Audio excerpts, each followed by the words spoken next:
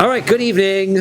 Daf Yomi this evening is sponsored by Jeff and Chana Bernstein in honor of the tremendous Kiddush Hashem that just occurred. If you were not here, what happened was that Kahal Yereim hosted the Bayit's Daf Yomi Shiur.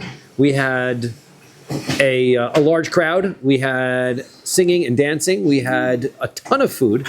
If you missed the food, come for Shabbos, and you will have a great Kiddush as a result of the amazing spread that was. But it was a beautiful, beautiful Kiddush Hashem.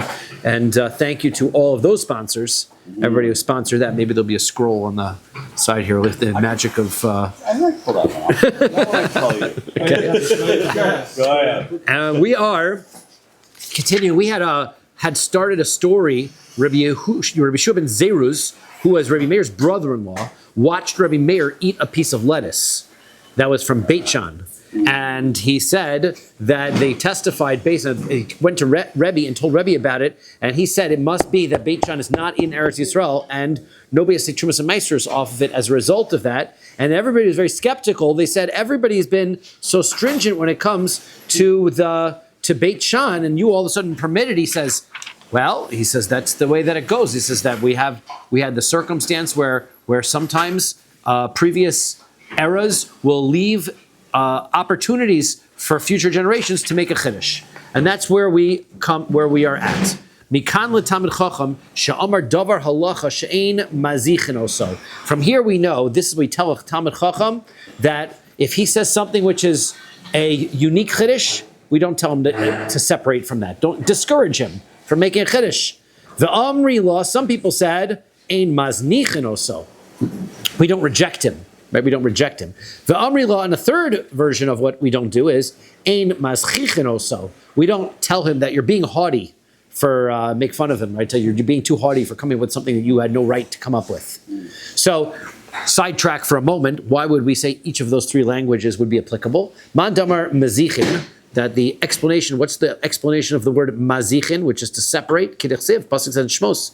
V'lo yizach hachoshen. You're not supposed to separate the choshen from the ephod. The choshen and the ephod are connected, and they stay connected by a chain, and they're not supposed to be disconnected on the big day kahuna.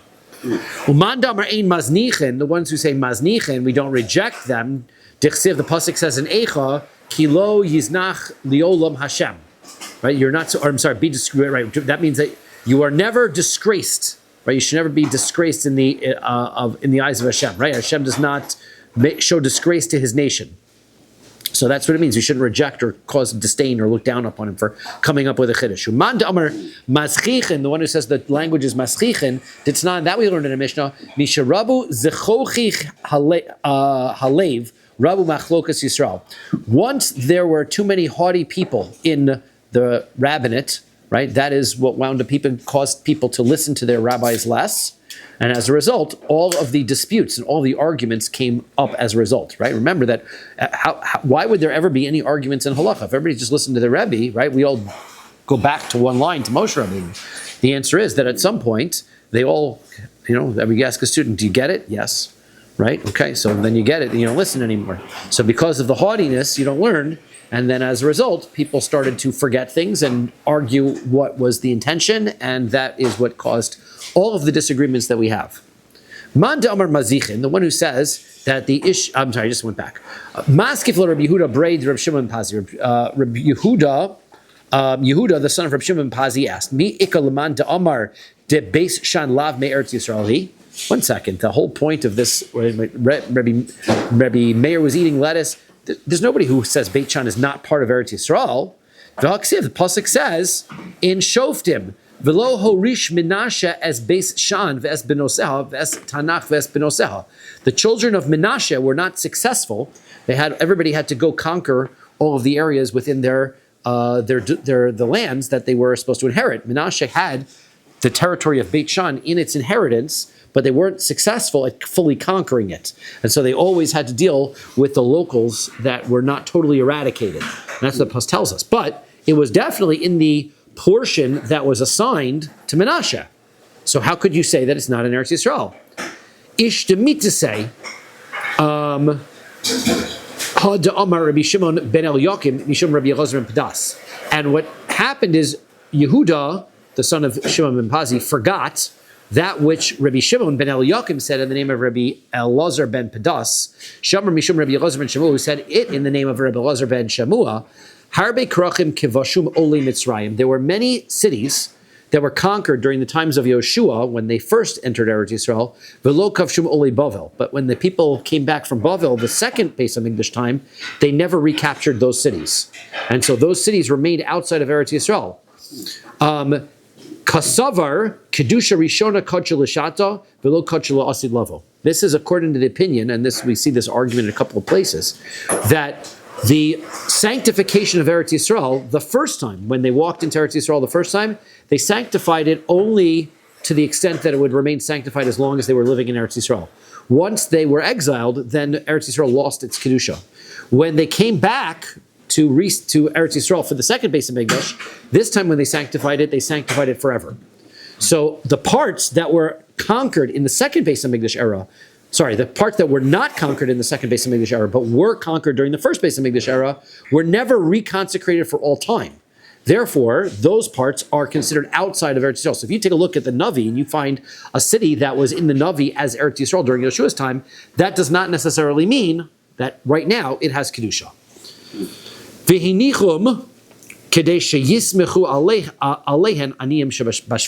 Why didn't they conquer them and re-sanctify them? The answer is, they left them unsanctified so that they were poor, and they were worried that they wouldn't have enough to eat during Shemitah. So therefore they left those areas unconquered so that you can grow produce there because it wasn't part of Eretz Yisrael. So that's why that happened. Amar le Rabbi Yirmiyah le Rabbi Zera. So Rabbi Yirmiyah says to Rabbi Zera, "Ha Rabbi Meir ale be alma hu da'achil." So he says, well, 1 second.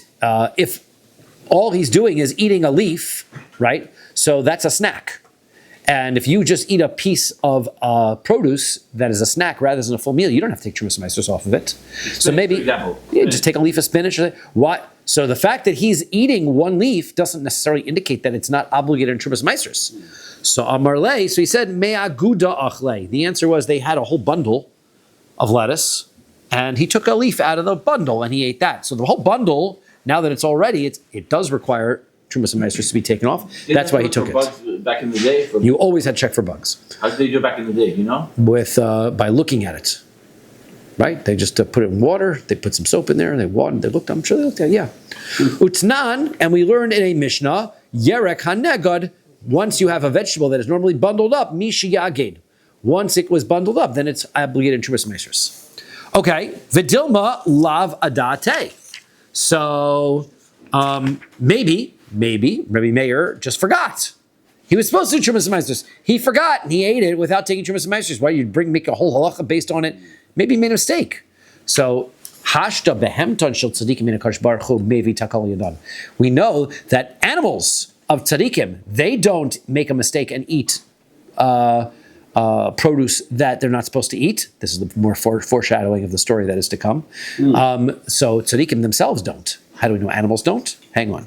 Vidilma iser alehem mimokum acher. Maybe what Rabbi Meir did was he had other lettuce in his someplace else, and he took this lettuce and he said the Trumas and Meisters from this lettuce should be taken off of that lettuce, and then the lettuce someplace else was Trumas and Meisters, and now he can eat this piece of lettuce. Well, lo nechshru chaverim l'trom shelo min ha-mukaf. That we don't believe, because chaverim, which are the extra strict rabbis, they don't take truma from one place to another place. Why? Because you say, well, I've got some lettuce at home, so I'll take truma off of the lettuce at home for the truma here. Well, you think you have lettuce at home. You don't know if your rabbit got loose and ate all your lettuce, and now you have nothing, and you're going to eat this without Trumas Meisters. So the custom was never to take Trumas and Meisters off of something unless you could visibly be in proximity with what you're taking it off on, right? If I've got this piece of lettuce and this piece of lettuce, I can say the Truma of Meisters from here comes onto this piece of lettuce and eat this one, but not if this lettuce is not with me. Okay, Vidilma nasan ena b'tzad zevach b'tzad acher. He says, well, maybe what he did was we have a a way, if you take a look at Sidurim that are from Eretz Yisrael, right? They have a nusach, they have a text that you can say, and you cut off a piece of your produce, and you say, the Trumas and Meisters for this is on this other small piece that I'm taking off. Maybe what he decided to do was, the Trumas and Meisters that were on the bottom of said all the Trumas and Meisters from this lettuce are now on the bottom of the lettuce, and he took a bite from the top of the lettuce. And then whatever was left over, that was his Trumas and Meisters. Maybe that's what he did. So Amar Lei, so he said back to him, Chazi man gava rabba k'masilei. What are you telling me this? The story was that Rabbi Yehoshua ben Zorus saw it.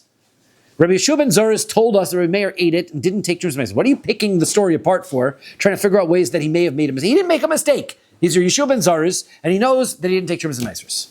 Okay, that's the story. My behemtin shel tzadikim. What is this story we keep foreshadowing about the animals of the righteous people that don't eat produce that they're not allowed to? This is the story of Rabbi Pinchas ben Yair, Havak Azil lepidyon shvuyin. One time, Pinchas ben Yair was going, very interesting story today about Pinchas ben Yair. Pinchas ben Yair was going to redeem hostages. Big mitzvah. Paga Bay beginoi Nahara. He got to the Ginoi River. Okay, now he needs to cross the river. Amar le Ginoi cholokli. He says, Ginoi, split for me. I need to go, right? Cholokli meimach, split your waters, ve'avor bach, because I need to cross. Amar le, so here's the story, right? The river says back to him, Ata holech lasos rotzon koncha, right? You're going to help your master, right? Ani holech lasos rotzon koni, but I've got to do my job. Hashem told me to flow. So, Ata safek osa, safek iatza osa. What's your mission? You're trying to redeem hostages. You don't know if you're going to be successful. And maybe you get there, they won't redeem the hostages, right? Ani vaday osa, but I'm for sure doing what Hashem told me to do. So I'm not going to stop because of you. Right? That's probably the reason why rivers never stop for any of us, right? The river knows I'm definitely doing what I'm supposed to do. So Marley, so Rabbi Pinchas ben Yair says to the river, im iyata cholek, if you don't split, goes rani alecha shelo yavdu b'cha mayim liolam. I have the power to cut off all the water from you forever. Meaning, because of my authority as an ability to dive into Hashem, to remove your water, so then as a result, you won't be able to do Hashem service anymore. So therefore, right, you had better realize that I'm more powerful here than you.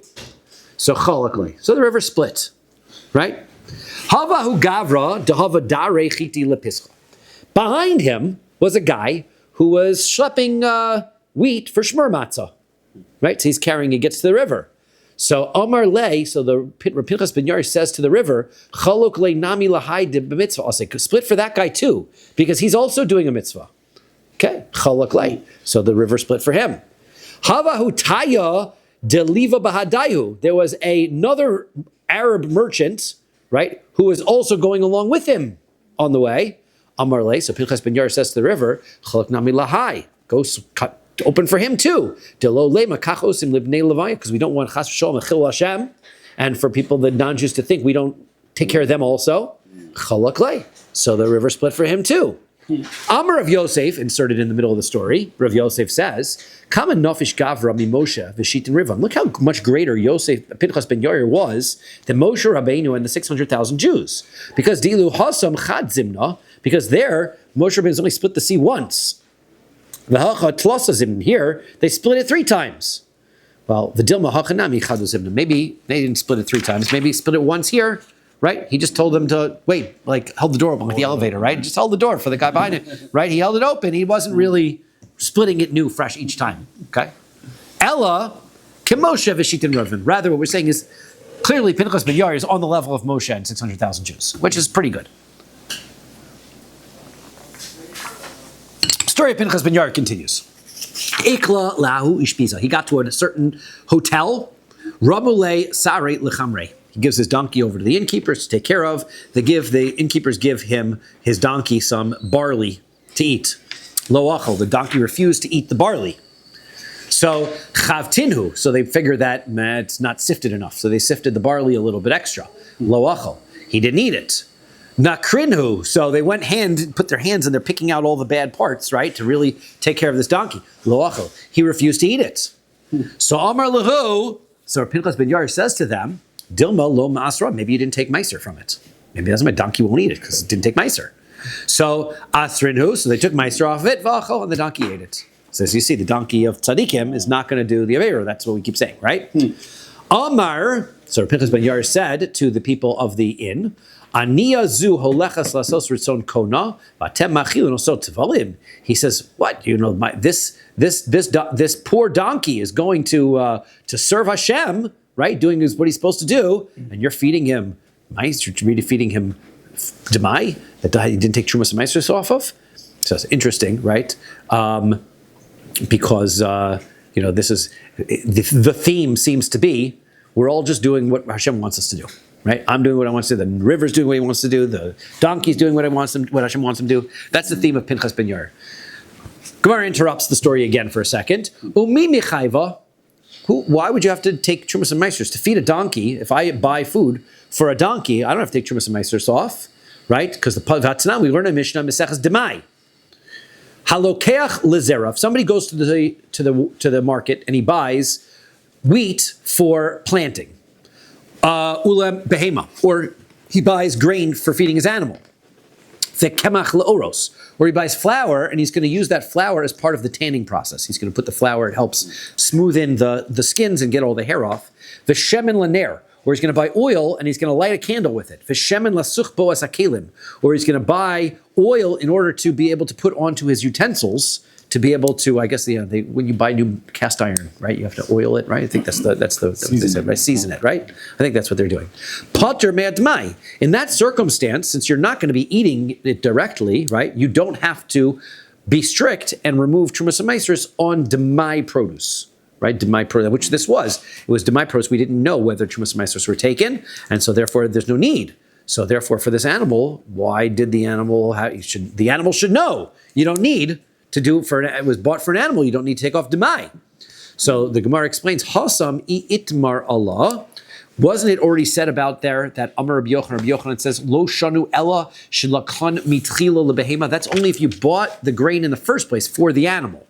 Aval, however, lakhan mitchila le'adam v'nimlach alehem lebehema. If you bought it for human consumption, and then somebody comes over with their animal, and you say, "Okay, great, let me go to the cabinet, see what I can feed him," and you pull out your oats and you feed that. So then chayiv laser, there would be an obligation of meiser because it was for human consumption. V'hatanya, we learned in a brisa, halokech peros minashuk. Somebody buys produce from the market, la'achila, and he wants to eat it. V'nimlach aleim lebehema, and he changes his mind and decides, I'm going to give it to my animals. Hareza lo yitain lo lifnei behem tov lo lifnei behemas chavero elim kein iser. You can't now give it to your animal or to your friend's animal unless you take meiser off of it. So that was going on here at the inn, right? They took human food and they gave it to the donkey, so therefore they need to take off meiser. Shama Rebbe. So now back to the story of Pinchas ben Yair. So Rebbe heard the story about Pinchas ben Yair. He heard Pinchas ben Yair is in his vicinity. So nafak la'apeh. So he went to go greet him. Amar le, he said to him, Ritzoncha se'od etzli. He said, can I invite you over to my house for a meal? So Amar lo hein. He said, sure, yeah, I'll come over. So Tzov upanav shel Rebbe. Rebbe got very excited about the fact that Pinchas ben Yair agreed. Amar lo. So Rabbi Pinchas, he says, Amar lo k'meduma ata shemoder hanami Yisrael. Why was he so happy? Because Pinchas ben Yair was well known that he never went over to anybody's house. So here Rebbe asked him, and he said, yeah, I'm coming. So Rabbi Pinchas said, why are you so happy? Do you think the reason I don't eat at anybody's house is because I've taken some kind of neder to not ever go to anybody's house? Yisrael kadoshim hein. So the Jewish people are so holy. It doesn't sound like you can imagine like this rabbi's just talking like this. Everybody's doing their job. They're tzaddikim. Everybody's good. The Jewish people are all just good, right? Yesh rotzeh. Huh? You sure about that? He was. Yesh rotzeh ve'ein lo. Some people want to invite me over, but they don't have enough money to be able to feed me, and they're going to go. And I don't want to go over there and take their money when they don't have. Ve'yesh sheyesh lo. And there are some people who have lots of money, ve'eino rotzeh, but they really don't want to, but they feel obligated to invite me over. So therefore, under those circumstances, it's really not right for me to go over. So therefore, uksiv. Al tilcham es lechem ra ayin ve'al tisav limat amosav ki kemo sha'ar benavsho kainhu. Right? He says you shouldn't go and eat the bread, right? That is evil bread. Your eye should not desire for its tastes, because whatever is the opening of your soul, that is right? I guess that's what it will be. Meaning you are what you eat, essentially, right? If they're eating evil bread anyway. Sorry, what is evil bread? Evil bread is bread that the person who's giving it to you doesn't really want you to have. So therefore, that is going to not be good for you. Echol shestei, you should eat and drink. Yomar lach ve'libo kol bal imach. He says, but rather, right, you should, right, he's going to give you to eat and drink, and he's going to tell you, but his heart is not with you. So stay away from that. That's not what's good. So, Rotza v'yeshlach, he says, but you, ata, rotza v'yeshlach. But you, Rebbe, you really want to have me over, and you're rich. So you've got plenty of food, so I'll come. Okay, so, Mia hashta misar hivno, except the only thing is right now I'm in a very big hurry, right? In the middle of trying to save someone's life. So therefore, I'm in the middle of doing a mitzvah, so I can't stop and eat right now. Ki hadarna, when I get back, asina ayelna legabach. I'll come over your house on my way home. Okay, so that's what they said. Ki asa, when they were on their way home, when he came home, so Israme al behahu pischa dahavi kaimin be kudnaisa chivrasa. So he came to Rebbe's house, and when he got to Rebbe, he happened to come by the stables. And the stables, he saw that Rebbe had a bunch of white mules. And Amar malach hamaves bebeisel shezeh. There's the angel of death lives in this house. White mules are very dangerous. We're going to see that white mules are strong, and when they kick, you can't get healed from that. From their kick. The creatures were worse than bulls. Apparently, they were dangerous. Yeah, dangerous. So he didn't like the idea that Rebbe was keeping these animals. Vaniya sodetzlo. I'm going to go eat by this house where the Malach Hamaves is. So I can't come. Shama Rebbe. So Rebbe heard about this. Napak la'apeh. He ran out, went to go get him. So Amar Lei said to him, Mizdabnina luhu. I'll sell them. I don't need the donkey mules. Let me sell the mules so you can come over. Amar Leir Pinchas says, you can't sell him. You'll sell him to another Jew, and that guy will get hurt, and it'll be lifnei iver. You can't sell him. So maf karnalu. So he says, I'll abandon them. I'll just make them hefker. So he says, mapshat hezeka. He says, you're just going to release danger into the wild. That's really dangerous. So akarnalu. So he says, what I will do, I will hamstring them. Right in what they would do is they would cut the hamstring area of the legs, and that would prevent them from being strong. They would not be able to. Animal cruelty? Oh, that's the answer. Good. You're on it. So he says, ikatzar balichayim. That's animal cruelty, right? Can't do that, right? Can't do that. So katilnu. So I'll kill it.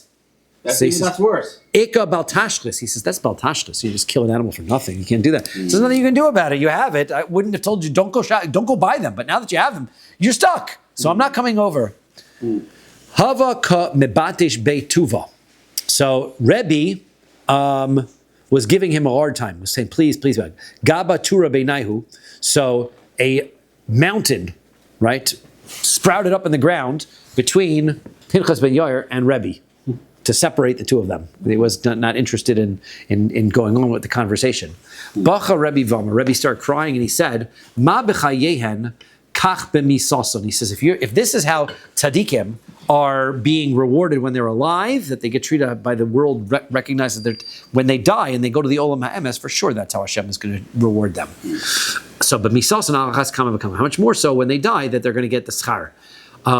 The Amar Rabbi Chama Bar Chanina, because here's how do I know that? Because Rabbi Chama Bar Chanina told us that Gedolim Tzadikim b'misason yosmer b'chayehan. The Tzadikim get more after they die than when they were alive. Shenamar, as the pasuk says in Melachim, that there was a Navi Sheker, and they had killed him, and they were going to bury him someplace. And the problem is that the enemy was arriving, and they had to quickly dispose of the body and get moving. So Vayihem Kovrim Ish, they were burying this person. Vayro as Hagedud, they saw the armed soldiers coming. Vayashlichu es Haish bekever Elisha. So the nearest grave that was there was Elisha's kever. So they threw this wicked person into Elisha's grave. Vayelech vayigaha ish be'atzmos Elisha. The dead body, he touches Elisha's corpse. Vayechi vayakam al raglav. And he stood up and he got up and he lived. So we see that, that Elisha was able to bring this person back to life, even though he was already dead. So, okay, Amar le Rav Papa l'Abaye. So Rav Papa says to Abaye, V'dilma l'kiyumi be birkas Eliyahu. maybe the reason why this Russia came back to life, right? And why is that greater? Because Elisha was able to bring somebody back to life when he was alive. But he had to put his face against his face and his hands against his hands. It was a whole process. To bring this guy back to life, the guy literally just touched him and he's alive. He's back again. So who says that the reason why this guy came back to life is because Elisha was more powerful after he died than when he was alive? Like Ben Kenobi, right? How can you be dead? How can someone who's dead, already dead be more powerful? So this is what was happening. You hear the story. They touched him in the grave. He pops up back to life. So maybe the reason why it happened is because Eliyahu and Navi gave him a bracha. When Eliyahu was leaving, Elisha was the student of Eliyahu and Navi. When Eliyahu was going in this chariot up to Shemayim alive, so Elisha is telling him that he's going to miss him, and he says, Rebbe, he doesn't want him to go. And Elisha says, bless me that whatever Hashem gave to you, you'll give me double. Okay, and Eliyahu Hanavi had brought somebody back to life. So therefore, Elisha was able to bring two people back to life. So therefore, in his lifetime, Elisha only brought one person back to life. So he owed him one. So maybe the reason why this guy comes back to life is because Eliyahu Hanavi was the one who brought him back to life, which you can't prove anything from because Eliyahu Hanavi theoretically is still alive. So therefore, it doesn't mean anything that after his death. Why use it on a Russia that wasn't doing it? That's a good question, right? Why doing? So we'll see. The pasuk says, "Vayhi no pishnayim beruchacha elai." I want to be able to have twice what you had. So Amar le. So Abai says, "I hachi." So if that's the case, right? If it was only because it was the double, the promise that it would be double. So Hainu Detanya, that would be what it says. It says in the Brisa. It says in the Brisa that the pasuk says, "Vayakam al raglov," that this Russia got up on his feet. What does that mean? Araglov Ahmad, he just got up. Lebeso laholach, he never got home, meaning he just died again. He got up, walked away from the grave, and then plopped dead again. What was the point of that? Because Elisha shouldn't be buried with a Russia. So therefore, he got brought back to life just for the sake of honoring Elisha in the grave. So that's why he said, why Dafka the Russia? The answer is, because that way to get the Russia to move, right? Got up.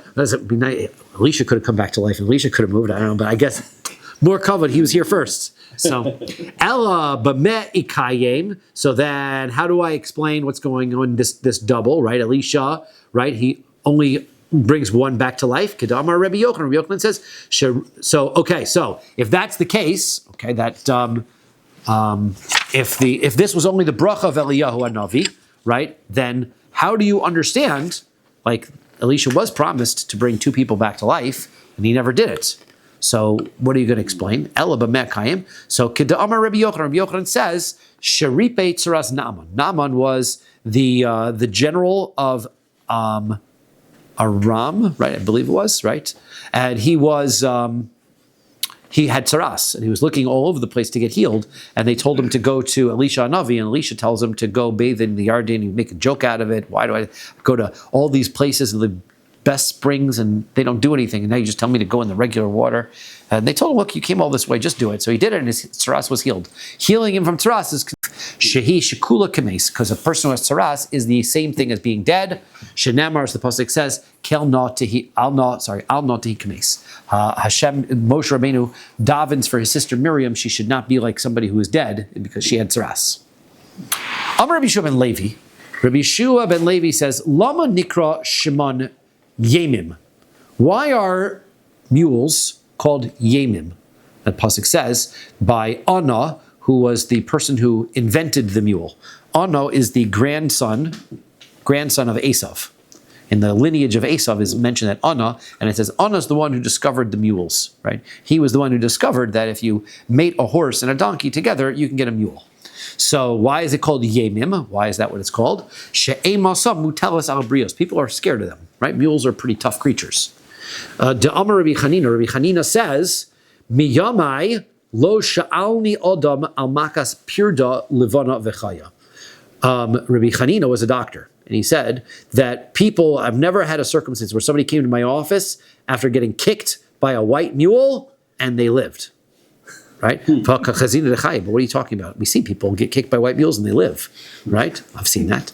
So, Ema v'chayas. Well, you don't mean that they live. It means that they healed. Right? They never get healed.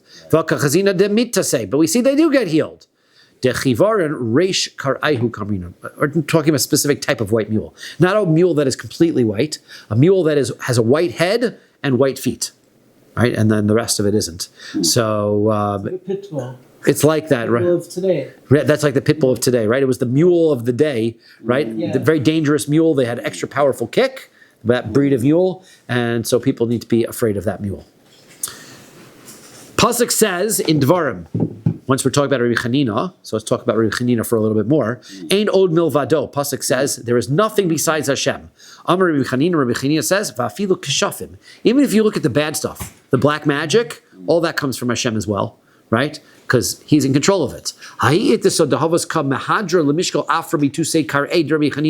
There was once a lady who was trying to do witchcraft against Rabbi Chanina, so she, of course, needs to get the dirt that was under his feet, as we know, in order to do the witchcraft. Amar la, so he notices, and he says, what are you sneaking around? Shkuli, go ahead, take the dirt. Lo mistayo milsech. It's not going to help you because ein ol milvadoksiv. Hashem is in charge of everything. Hashem protects me, and so you can try to do your witchcraft against me. It's not going to work.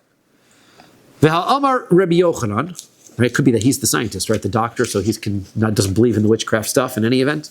Amar Rabbi Yochanan says, Lama nikra shman kishafim. What is the word kishafim? What does this kishafim come from? She makhishin pamalia shel mala. It contradicts the workings of above, meaning the way that the science, or the way that the world is supposed to work, it weakens it and destroys it. So that's what kishafim is. Kash pamalia. Kash pamalia. That's where it comes from. So Shani Rabbi Chanina denefisha zechusei. Now, yeah, but that isn't the case because generally everybody shouldn't think that, oh, that's great, I just don't have to worry about it, because Rabbi Chanina had extra merits. He was a very big tzaddik. So that's why he was able to get protected from kishafim, but otherwise we have to worry about it. V'amar Rabbi Chanina otherwise said, Ein adam nokef etzba'o milmata, ela imkain machrizin alav milmala. A person does not stub his toe, right? Unless it was decreed from Shemayim about it, right? Hashem, that's the level of control that Hashem has, right? There's all these rules of, which is an amazing thing, because we always say that the best of doctors go to Gehenna, and we say because they are haughty, because they think that they're the ones who heal everything. Rabbi Chanina, being a doctor, and he's telling all this, there's nothing in the world that exists without Hashem. You're sick, whatever your injury is, it's all because of Hashem. When you go to the doctor, when you go to the doctor, you make it sound worse than it actually is. If you stub your toe, it's because in Shemaim they said that. Shenemar ma mitzadei gever konano, ve'adam ma yavin darko. Right? Hashem decrees on the I guess on the sides of man, or the ribs of man. And sometimes upamim on the footsteps of a person, right? Hashem decrees the footsteps of a person, and sometimes, right, he's going to go and he's going to stub his toe, right? Now, a person can't be aware of exactly how, he's not going to understand his ways, can't understand everything. Amar Rabbi Elazar says, Dam nikuf miratze kedam ola. If you are injured, that blood that you shed in your injury, that is getting redemption for you, like bringing a korban.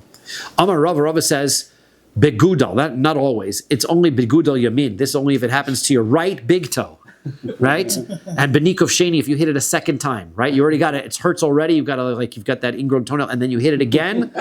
That's a sign that Hashem is sending you a message. And while you're on your way to do a mitzvah, right? Then Hashem is giving you a kapara, right? Is that a kapara that's in Yiddish? It's very specific. Amar Allah Rabbi Pinchas ben Yair.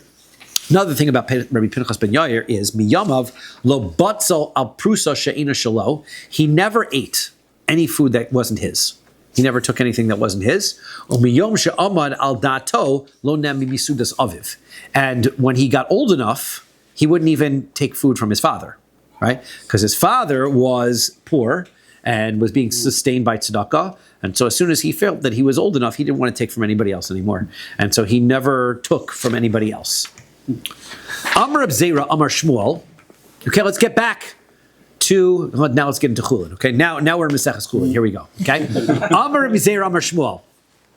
Rabbi Zera says in the name of Shmuel, Libein sakin. If you take your shchita knife and you make it really hot, V'shachat ba, and you do shchita with this really hot knife.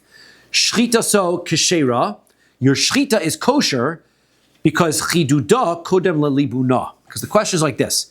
There are two ways that you could be cutting through this animal. You could be burning through the animal with your hot metal, or you could be slicing with your very sharp metal. If you burn that animal, it causes a permanent wound, no? That's the problem. So if you burn through the animal, it's not going to be a kosher shchita. So if you've got a burning hot knife and you do shchita, that is valid because the sharpness, right, is the thing that cuts first before the heat of the knife. Okay? V'ha'ikat dadin. But 1 second. Okay, so you're going through the meat, you're slicing through, and the sides of the knife, right, are touching the insides of the neck of the animal. So while you're doing that, as you're cutting through, right, you're going to be tearing up the pipes that you're cutting through, and that's going to make it a treifa. That should ruin your shchita. So the answer is beis hashchita mirvach ravach. When you do shchita, the space gets wider. First picture. Okay. This, I'm going to show you what this is a zoom in of. Here's our cow. That's our neck. You see the little pipes that are in there, right? This is what we're zoomed in on. We're going to be zoomed in on that section. And here is a shchita knife cutting into the neck of the animal, right? And he's got this very, very hot knife. And what happens is as you slice downward, right, it cuts. And the meat pulls away from the knife as it's going in. So therefore, this heat never touches the side to burn it. So even though, right, so the sharpness precedes the heat, and therefore you're doing a kosher shchita cutting downward. And as far as the sides of the knife touching the inside of the animal, you don't have to worry about it because the meat pulls away as you shecht. The gravity of the head. I'm wondering if it's gravity or whether there's a certain tension in the skin, and once you release the tension, it separates. When they do shchita lamaisa, they have it's for cows. They have the machine and it Pulls it back. up. When they do Right. goats or lambs, they pull it the head way back. They're like, So would that be an actual shchita though? Because they're using machinery to help them with no, the machinery. Yeah. They hold It's just a holding. hold underneath the neck of the lamb. They Yeah. pull it up Pulling it. and then Okay, so now let's ask a question on this.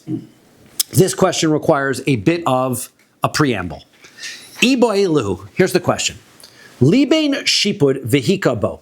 Here's a question about halachos of tzaras. And it's going to get back to our shkita issue in a moment. Okay? If somebody has a hot spit is a metal pole that you roast your rotisserie chickens on, right? And it's very hot. Okay, you've got this hot pole, okay, vehikabo, and you hit a person with it. Now it's going to make a wound on the person. The question is the wound a blemish that's caused by getting hit, or is it a burn that's caused by getting burnt? Mishum shchin nidon or mishum michva nidon? Is it a boil, meaning that it's a swelling of being hit, or is it a burn? Okay, l'may nafkamina, who cares? Right? So it's very nice to be able to, I take my hot spit, I hit the guy. Okay, he's hurt. Why do I need to know? The answer is it makes a difference for the halachos of tzaras. Because it says by tzaras, shchin u'michva mitamin b'shavua echad. The rule is that when somebody starts to show the signs of tzaras on his skin, so he has to go to the Kohen and have it looked at.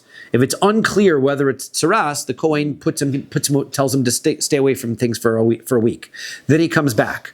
Then, if it hasn't spread and it stays the same, he goes away for a second week. That's not the case when it comes to a tzaras, which is on a burn or a wound. If it's on a burn or a wound, the maximum amount of time that you are separated is for 1 week. And if it has not spread, so then after 1 week, you're tahor. But Okay. if you have tzaras in the burn and the burn heals, does the tzaras go away from that burn? It could be, right? But the tzaras, you're become tar when the tzaras goes away. But this is a circumstance where the tzaras is still there. So now that the tzaras is there on the wound or on the burn, so it goes away. Now, bishnei simon, and there are bishnei simonim. There are going to be 2 simonim that are going to tell us if the blemish is going to be is considered tzaras. First of all, b'seyar lavan ubepisyon, right? Number 1 is if you see a white hair growing in it, and number 2 is if it spreads. If it doesn't spread or doesn't have the white hair, so then that is not tzaras, and he can return. Now, v'lama chilkan akasif. Why is it that if you read the Torah and it talks about the tzaras, it mentions they have the same halacha, shchin and michvah, the burn and the welt. They have the same halacha. Why is it that they're mentioned separately? The Torah describes the two and then basically says the same halacha by both of them. Why not just combine them together and say this is the halacha by both of them? Lomar, to tell us she'ein mitztarfim zeh im zeh. If you have a welt and a burn right next to each other, and you get tzaras in the size of a gris, which is a bean, which is the minimum size of tzaras, and you have half of it on one wound and half of it on the other wound, they do not combine together, because those are two separate things. A wound on a boil, a wound on a blemish, and a wound on a burn are two separate halachos. Therefore, if you have one tzaras, but it's half on this, it's not tzaras. Okay, that's what you need to know. That's number one. Okay, that's item number one that we need to know to ask our question. Vitanya, another brisa. Ezehu shchin ve'ezehu michva. Okay, so by the way, this is our we'll get this in a second. What is the shchin and what is a michva? Right? What is the difference between the shchin, which is the wound, and the burn? What's the difference between the two? Laka be'etz be'even be'gefes. If the wound is with wood or with stone, right? But with gefes is the mark of olives. I think is what the article says. What that is when you smash olives. So then the remaining mush that's in the container is mark of olives, and apparently it's very hot. Right, once you smash it all up, it stays hot. So all of these things are hot, but they didn't become hot because you lit a fire under them. They are naturally hot, right? You could have a hot stone that was stayed out in the sun and heat it up, right? Or right. So all of these things you can wind up with them being heated up. Bechami Tveria, you can have hot springs from Tveria, right? They're subterranean and they heat up from the earth. They're not fired. The kol davar shelo b'mach masaur. And anything that really is hot, not because of a fire. So Gemara interjects, la suye aver mikaro. For example, metal, lead that comes from a mine.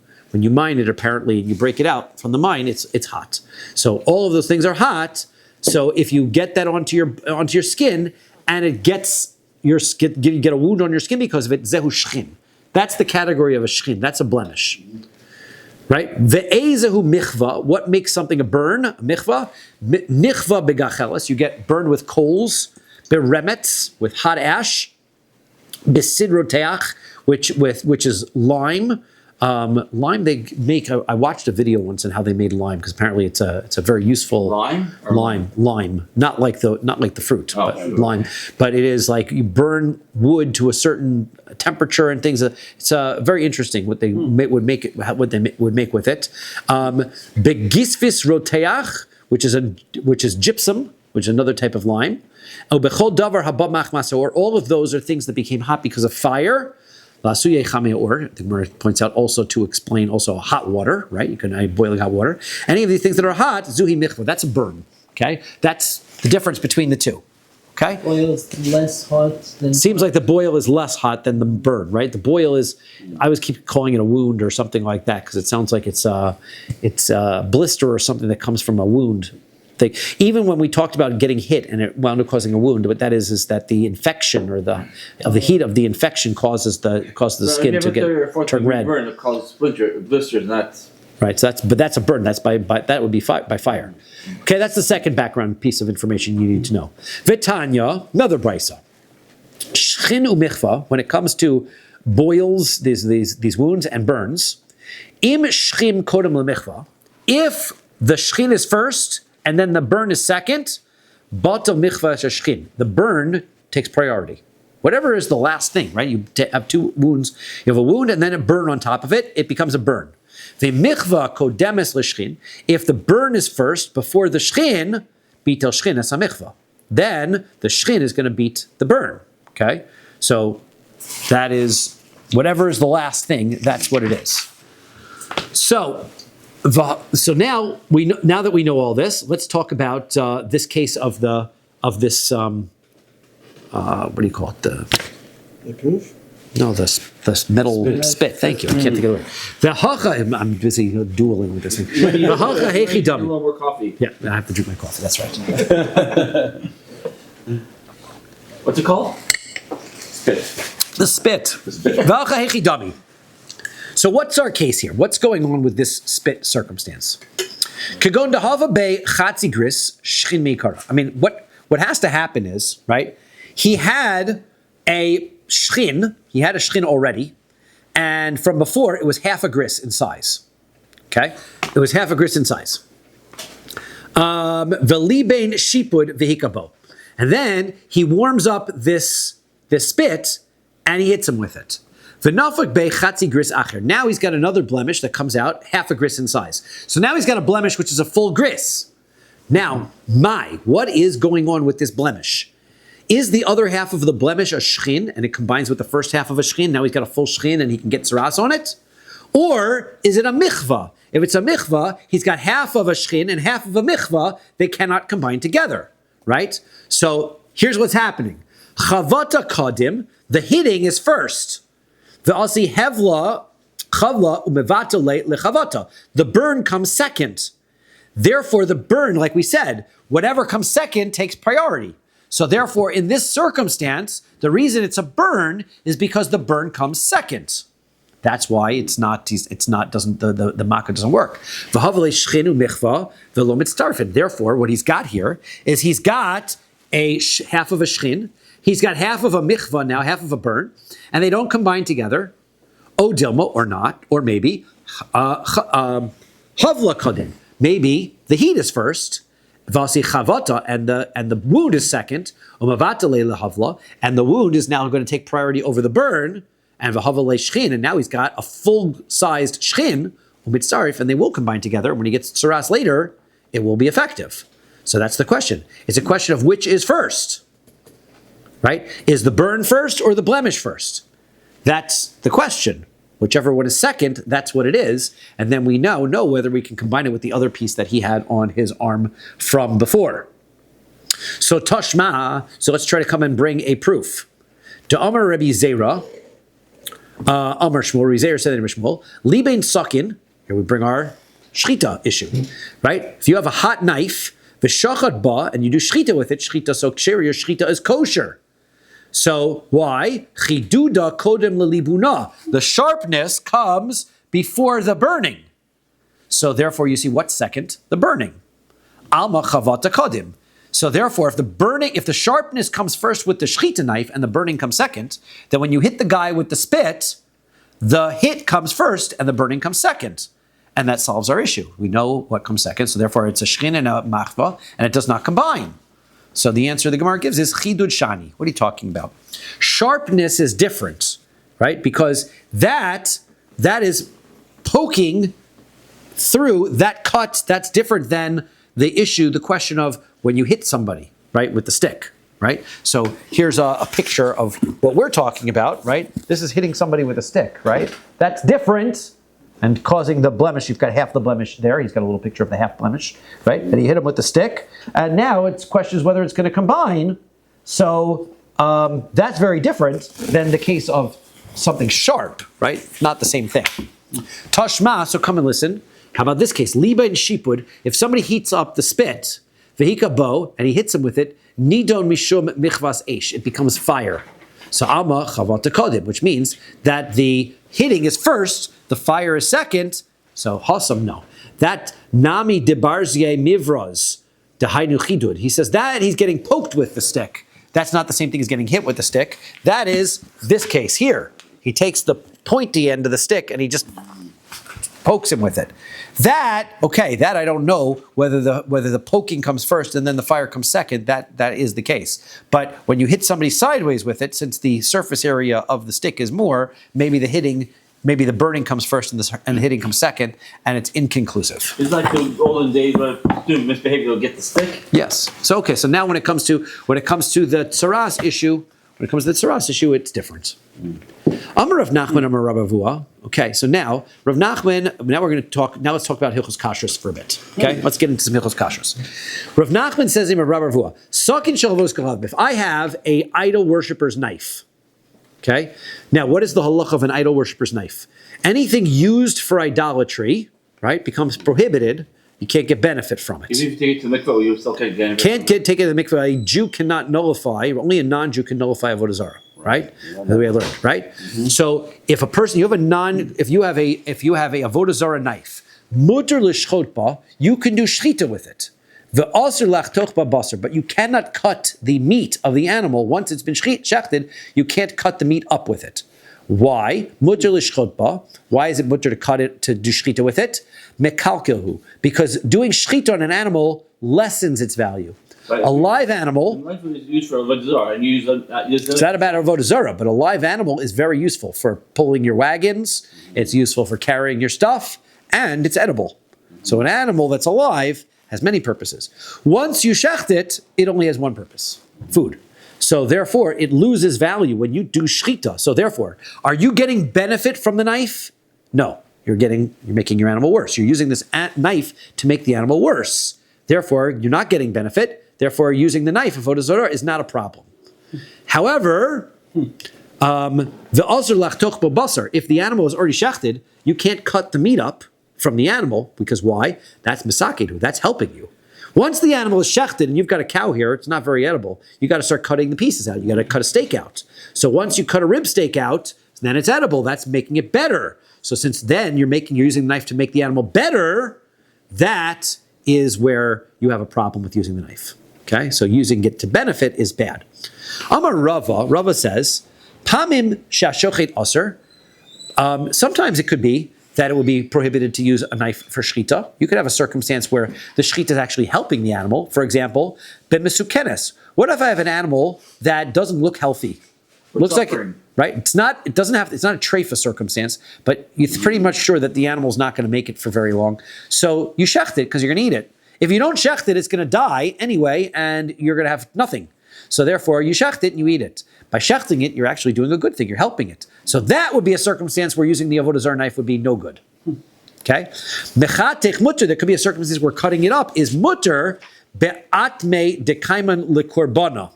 Let's say I've got briskets, and I take my knife and I start cutting the brisket into slices. Chas v'shalom. You don't want to cut your brisket into slices. That's not a brisket. That's the point, right? You don't want to have your first brisket. You want to, if everybody knows that if you're going to roast your brisket, you want a whole brisket, right? You don't want to start slicing it up. That's not the way to cook it. You got to cook it whole. If you got a whole piece, so then that's better, as that's something you can give to somebody as a piece, right? That's a roast. But if you start cutting it into small pieces, that's going to ruin it. So therefore, that I can do with my avodah zarah knife. Because my avodah zarah knife, I'm not getting benefit, I'm ruining it. So that's basically the rule, right? With my avodah zarah knife, I can make things worse, but I can't make things better. V'teibuk mishum shamnunis de'isura. But one second, is there another problem? If this is a knife that was used for avodah zarah, can you presume that somebody used it for treif? Like somebody used, there was non-kosher meat on this, and so it's a non-kosher knife. Why are you allowed to shecht with a non-kosher knife? Right? Because you're gonna be taking absorbed flavor. Okay, so this is a important halacha to note. It's called tam ke'ikr. Tam ke'ikr means that when the taste of something is absorbed in a food or in a utensil, it's as though that food or that prohibited item is in existence right here, right now. But if I want to kosher it in rolling boiled water. That we'll discuss in a moment. You're ahead of us. Hang on. So what happens now? So how is it that we're taking this non-kosher knife and we're doing shechita with a non-kosher knife? So first answer is bechadasha. It's a brand new knife, right? It was used for. It's supposed to be for avodah zarah, but they haven't used it for avodah zarah yet. It's chadasha. So chadasha, what are you talking about? It can't be a new knife because bein Rabbi Yishmael, bein Rabbi Akiva. If you remember in avodah zarah, we had an argument. At what point does an idol become prohibited? Is it when you make it or when you serve it? That was an argument between Rabbi Yishmael and Rabbi Akiva, right? Whether one opinion is that when I make my idol into an idol and I put it on the store and say, here's my idol, that is now usher, it's avodah zarah. The other opinion says no, when somebody actually worships it, it becomes for avodah zarah. But what's a knife? A knife isn't the avodah zarah, it's misham she'avodah zarah. It is the service utensil for avodah zarah. And a service utensil, the service utensils for avodah zarah, ein an asur and ad sheyavdu, they're not prohibited until you use them. So therefore, this knife can't be new, because if it's new, it's not an avodah zarah knife.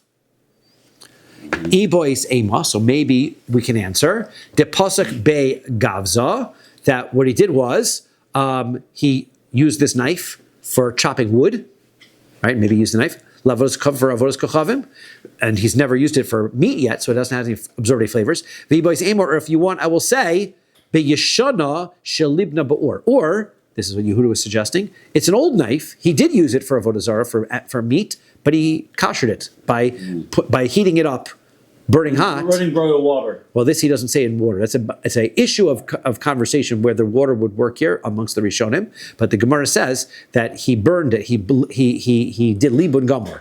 He heated it up till it was red hot, and it basically burns off the outside layer of the metal, and that is why it becomes permissible. Itmar.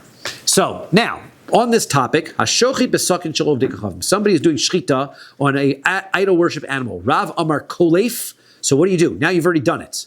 So you've used a non-kosher knife. You're not supposed to, but you did. Is the whole animal that you shechted treif now is no good? No. What you got to do is we presume that the flavor from the knife gets absorbed into the meat that it touched, but only in a minimal thickness. The amount of meat that you would be able to cut off, and as thin as possible, but it would stay as one piece. If you cut it and it falls into little chunks, you can't scrape it off. It's got to be a slice, right? So that you can get that whole piece. That means you're cutting out the entire absorbed section. Not like shawarma, basically. Well, like shawarma, yeah. I don't know. When you cut shawarma, you're trimming it. Yeah, so that's you're trimming off the edge, right? That's what you're doing here. We used to have this infomercial. Right, with Chef Tony, where we cut the tomato. There you go. It's like that. Verabba bar Chana Omar Madiach, and Rabbi Chana says, no, you don't have to cut the meat. It's you just wash it off. It's fine. The flavor doesn't get absorbed. It's just on the surface. You got to wash it off. So lema b'hak miflagi. Let's say that this is their argument. Demar savar beis hashchita tzonin. The issue is, when you shech the animal, is it hot or is it cold? Everybody knows hot absorbs and cold does not absorb. You're getting all these halachic issues here that are coming on right now. Very, very practical in your kitchen, right?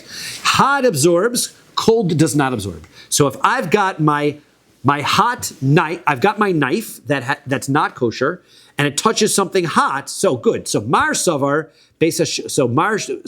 one says the mar savar beis hashchita tzonin. One says the beis hashchita is cold, and therefore you could just wash it off. The other one says it's hot, and therefore it absorbs, and therefore you gotta slice it off. So we're talking here about the internal body temperature. Yes, of the cow. that's correct, right? And I didn't. I was going to take a look. I forgot I was going to do it, but I wound up coming to see before I got a chance to. That's why you're allowed to drink. You're allowed to go to, if you're on a date, you're allowed to go to a bar that's cold. Cold, right? And with ice, you're allowed to drink from that. That's why cold is not going to absorb. That's the exact correct. Ika de amri, lo. No. That's not what's going on here. Dekuliyama beis hashchita roseachu. Everyone agrees that the beis hashchita is hot. Mandam or kolev shaper, the one who says you got to cut a piece off, that makes good sense, like we said, because it absorbs. Well, mandam or mediach, the one says you have to wash it off. Why? That's because it's a very different story. Here, the blood is shooting out of the neck. It's not absorbing anything, right? You can, what they say, can't suck and blow at the same time, right? It can't be shooting blood out and absorbing flavor simultaneously. So therefore, the meat doesn't absorb. Ikadamri, there are those who say that the way you explain it is like this. Dekuliyama beis hashchita tzonin. Everyone thinks that the beis hashchita is cold. Mandamar midiach shaper, the one who says just wash it off is fine. Mandamar kolef, the one who says you got to slice it. Agav duchika de sakina bala. New halachic rule. The knife pushes down and makes pressure. And because it's a knife, it causes absorption even in cold. Right? Because it pushes with pressure. And that's another halacha, right? A knife, if you have a knife that's not kosher, a knife pushes down, and that causes the absorption, even though it's cold. Okay, we'll stop here. We'll talk about a sucking treifa tomorrow. I like how you have two sides that say that everyone agrees that it's hot. No, Right. everyone agrees that it's You guys cold. remember? First we said some machlokas, then everyone agrees one way, then everyone agrees the other way. You guys remember much Shabbos. This knife is a Shem